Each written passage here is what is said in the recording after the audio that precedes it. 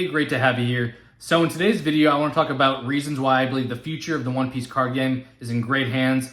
I know typically people mention things like Bandai's card game history doesn't have the best track record and so forth, but I'm going to talk about 5 reasons why I think One Piece will be different as far as the long-term growth of the franchise and of the IP in the card game space. So number 1 being influencers and just the content creation space. From what I've seen so far, there's been a lot of content creators talking about the One Piece card game, a lot of channels starting around the One Piece card game, and there's also really big influencers discussing this.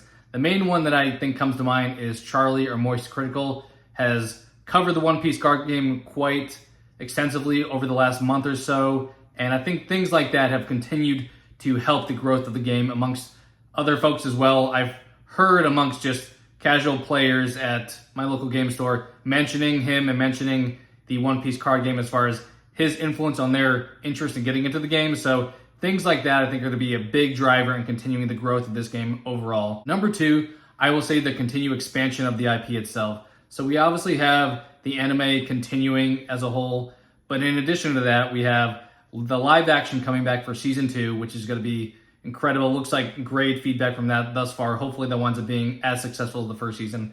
And then we also have the One Piece. So I believe that's coming out at the end of this year or early next year. Just the recreation of the beginning of the One Piece anime with more modern graphics and so forth. So all across the board, it feels like One Piece has been successful, whether it's the original, the recreations, or live action, just all facets of the IP. It's just continuing to grow and expand. So that's number 2 as far as why I believe this will be successful. Number 3, the expansion of the physical footprint of Bandai in general. They've been expanding their One Piece Bandai stores across the country.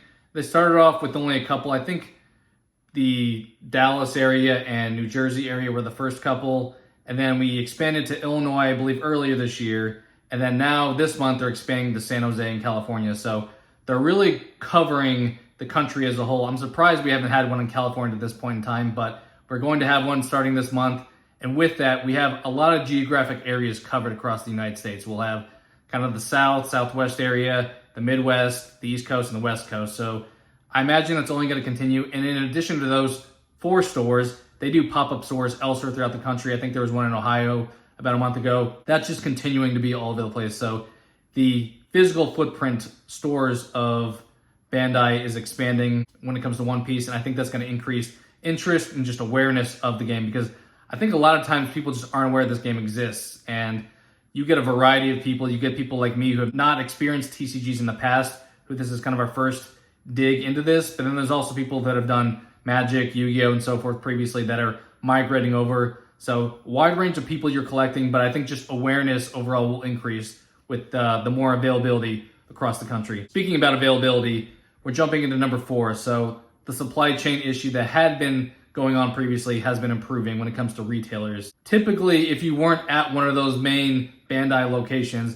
it was challenging to get supply from your local game store. They would not have the greatest amount of boxes or sets to open up. And if they did, you were paying 2 times, 3 times what retail was, which is not a very good entry point for a new consumer, a new enjoyer of the hobby in general. I think Bandai's improved the supply chain over the last couple months, and I think that's going to just continue forward. So for example, I know the treasure booster sets recently came out at retailers. Those have been widely available, and I think a great hit for folks. A variety of success when it comes to opening those. But regardless, those have been available for people to pick up. People who did not have access to OP 1, 2, 3, 4, or 5 now have access to those. A lot of places only have like the current OP 7 available. Now people can go back and pick up those early ones through the treasure booster sets if they don't have availability of those boxes at their local stores. In addition to that, Starter Deck 14 also has been available at local retail stores as well. So it seems like across the board, whether it's starter decks, whether it's booster sets, we'll have to see how the new OP8 comes out, if that's going to be available widely, and just that'll be a big indicator as far as how successful the supply chain process of Bandai is going to be when it comes to your local game stores or even big box stores like Target or so forth when it comes to availability. So across the board, either way, supply chain has dramatically improved from where it once was. And then 5, and maybe the biggest aspect that's going to lead to a lot of success or growth for the One Piece property when it comes to the card game is the best boxes are really coming out at the end of the year. So we have PRB that's coming out in November. And for folks who aren't aware, PRB01, this is a somewhat of a redo. I believe there's a few new cards as well, but it's mostly reviewing the prior sets. It's OP 1 through 6 and taking the best cards and putting them in its own premium booster box. That's going to be an amazing hit when it comes to, especially the folks I mentioned who have not been able to have access to those previous early on OPs 1, 2, 3, and so forth. Having PRB1, that box is probably going to be the most successful selling box they've had pretty much ever, just because hopefully supply chain will be more successful. But in addition to that, it's going to have the best cards. So you're going to have people who have not been able to pick up any of the old boxes grab it. You're going to have people who have gotten the old boxes just have not been successful, or you're just people that want to have more of the big hits grab that. So PRB1, is watch out for that one, because that one is going to be a big driver of growth for the One Piece card game.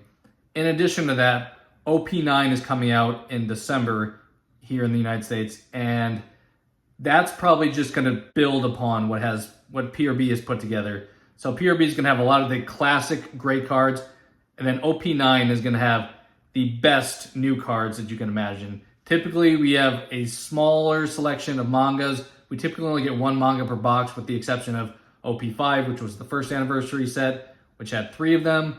And then we have OP9 now, which is going to have a whole bunch of wanted poster cards. It's going to have tons of mangas included. It's going to have the Roger manga.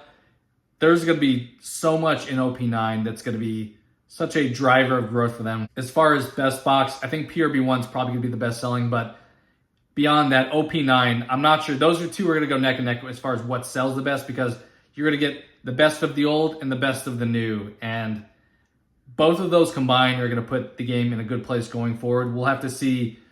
It's going to be tough to keep that up. When it comes to OP10, I mean, I think you can have a lull because you have something like OP5, then 6 comes out and people are like, okay, I don't need it as much. But either way, springboarding the end of the year into next year with PRB1 and OP9 is going to be huge for the future growth of the franchise when it comes to the card game and so forth. So what are your guys' thoughts on the One Piece card game to this point in time? Do you agree with these points? Are there any additional points that I didn't mention that you think are worth really calling out? I know there's probably tons of reasons you can give for obvious signs of growth for the card game in general, but these are the 5 that really stuck out to me. Just recapping those, really strong influencers in the One Piece card game space as far as online and social media. 2 being the growth of the IP in multiple facets. 3 being the physical footprint of the stores expanding across the entire United States. 4 being the supply chain, so even if you don't live near one of those stores, you're going to have access to each of these new boxes and so forth. And number 5, the best boxes are yet to come. So what are your thoughts on all those? We'd love to see your guys' feedback just on One Piece and the One Piece card game as a whole. As I said, I've really enjoyed playing it thus far, so it's just something I've really gotten into. I expect this to be really continuing going forward, but I'd love to hear what you guys think. Appreciate you guys' time for watching, and hope to talk to you again soon.